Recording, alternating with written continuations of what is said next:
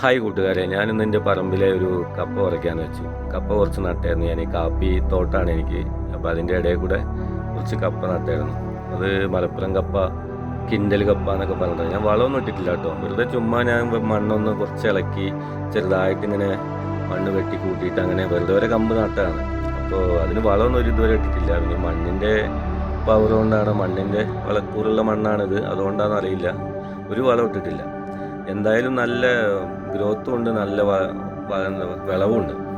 എങ്ങനെയായാലും ഒരു കിൻഡൽ കപ്പ എന്ന് പറഞ്ഞിട്ട് കിൻഡലും 50 കിലോനൊന്നും ഉണ്ടാവില്ല, ഒരു 10-20 കിലോൻ്റെ മുകളിൽ എന്തായാലും ഉണ്ടാവും. എന്നാലും നമ്മളിത് വളമൊക്കെ ഇട്ട് നന്നായി നോക്കുകയാണെങ്കിൽ ഒരു 10-30-40 കിലോനൊക്കെ കപ്പി ഉണ്ടാവും.